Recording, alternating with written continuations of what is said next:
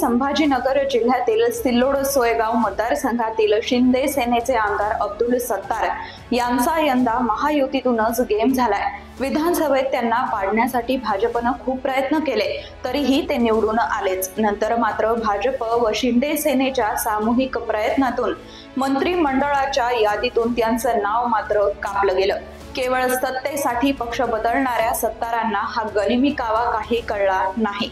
मात्र तरीही या अपयशानं खचून न जाता नवी भरारी घेण्याचा निर्णय त्यांनी घेतलाय। त्यासाठीच आपल्या वाढदिवसाच्या निमित्तानं 1 जानेवारी रोजी प्रथमच छत्रपती संभाजीनगरमध्ये भव्य शक्ती प्रदर्शन करण्याची तयारी सत्तार सेठ यांनी केली आहे।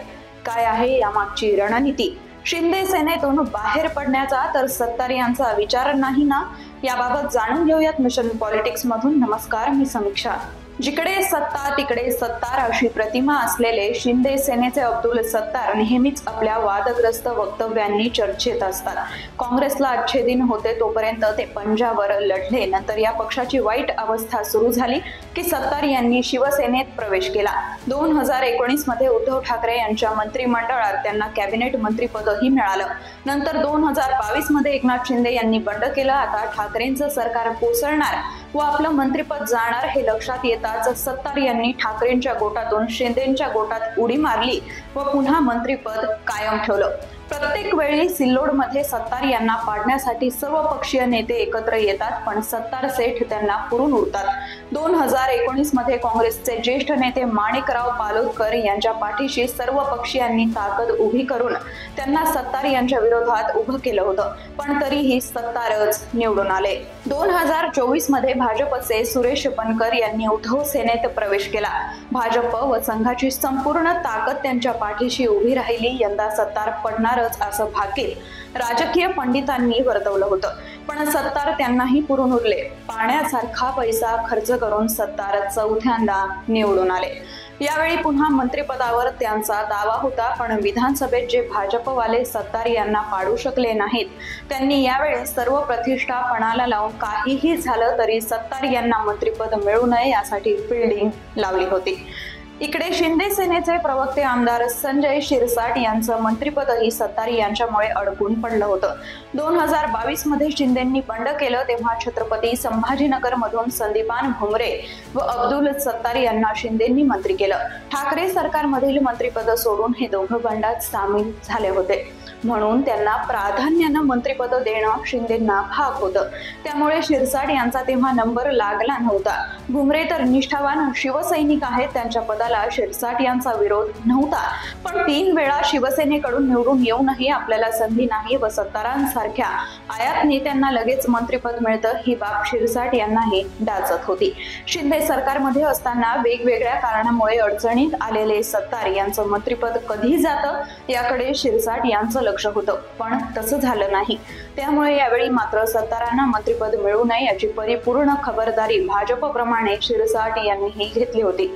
अखेर या सर्वांच्या प्रयत्नांना यश आलं व चौथ्यांदा निवडून आलेल्या सत्तारांना मंत्रिपद नाकारण्यात आलं। या सर्व घडामोडींमुळे सत्तार सेठ नाराज झालेले असले तरी त्यांनी हार मानलेली नाहीये। आता आपल्या वाढदिवशी 1 जानेवारी रोजी जोरदार शक्ती प्रदर्शन करून आपली ताकद मुख्यमंत्री देवेंद्र फडणवीस, उपमुख्यमंत्री एकनाथ शिंदे यांना दाखवून देण्याचा विडा सत्तार यांनी उचललाय। त्यामुळे प्रथमच आपल्या सिल्लोड सोयगाव मतदारसंघाबाहेर मराठवाड्याची राजधानी असलेल्या छत्रपती संभाजीनगरमध्ये मोठा मेळावा घेण्याचं त्यांनी ठरवलंय। त्यासाठी मराठवाडा सांस्कृतिक मंडळाच्या ऐतिहासिक मैदानाचं बुकिंगही करण्यात आलंय। या मैदानावर आतापर्यंत बाळासाहेब ठाकरे, अटल बिहारी वाजपेयी, अमित शहा, उद्धव ठाकरे, राज ठाकरे यांच्यासारख्या दिग्गज नेत्यांच्या सभा झालेल्या आहेत। तिथं लाखांवर गर्दी जमत असे। याच मैदानाची मेळाव्यासाठी निवड करून किमान 1 लाख समर्थकांना जमवण्याची व त्यांच्या समोर आपल्या मनातील सल बोलून दाखवण्याची योजना सत्तार यांनी आखली आहे। वादग्रस्त विधानांमुळे कायम चर्चेत असलेले सत्तार आता 1 जानेवारीला कुणाकुणाचा समाचार घेतात याकडे सर्वांचं लक्ष लागलंय। सत्तार मंत्रिमंडळाच्या वतीनं वाढदिवशी सत्काराचं निमित्त यासाठी शोधण्यात आलेलं आहे। या निमित्तानं संभाजीनगर शहरभर सत्तार यांच्या अभिष्ट चिंतनाचे फलक लागलेत। बस थांबे, चौक, फलक लावण्याच्या जागांवर सगळीकडे सत्तारांचे फोटो झळकतायत। या मेळाव्याच्या तयारीसाठी 21 डिसेंबर रोजी संभाजीनगरमध्ये जिल्ह्यातील सत्तार समर्थकांची एक व्यापक बैठक झाली।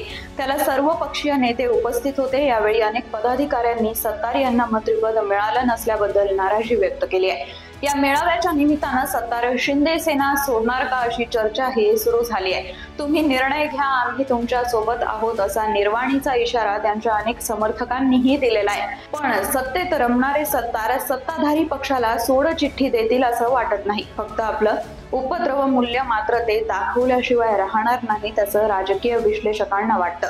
भाजपचे अतुल सावे व शिंदे सेनेचे संजय शिरसाट यांनी मंत्रिपद मिळाल्यानंतर संभाजीनगर शहरात शक्ती प्रदर्शन केलं। त्यापेक्षा कितीतरी पटीनं अधिक मंत्रिपद नसतानाही आपण शक्ती प्रदर्शन करू शकतो, हेच सत्तार यांना 1 जानेवारीच्या मेळाव्यातून दाखवून द्यायचंय। सत्तार यांच्या पक्षातील नवे मंत्री संजय शिरसाट हे मात्र सत्तार यांना डिवचण्याची संधी सोडत नाहीत। शेवटच्या 6 महिन्याच्या पालकमंत्री पदाच्या काळात सत्तार यांनी जिल्हा नियोजन समितीत घेतलेल्या सर्व निर्णयांचा फेरविचार करण्याचा इशाराही त्यांनी दिला होता। आता सत्तार यांच्या शक्ती प्रदर्शनाबाबत पत्रकारांनी विचारलं असता शक्ती प्रदर्शन केल्यानं मंत्रिपद मिळत नसतं असा चिमटा शिरसाट यांनी काढलाय। मात्र या सर्व कुरघोडी करत 1 जानेवारीच्या मेळाव्याला 1 लाखांहून अधिक लोक जमा करून आपली ताकद दाखवून देण्याचा सत्तार यांचा प्रयत्न आहे। या शक्ती प्रदर्शनाचं काय अर्थ काढले जातात हे भविष्यातच कळेल।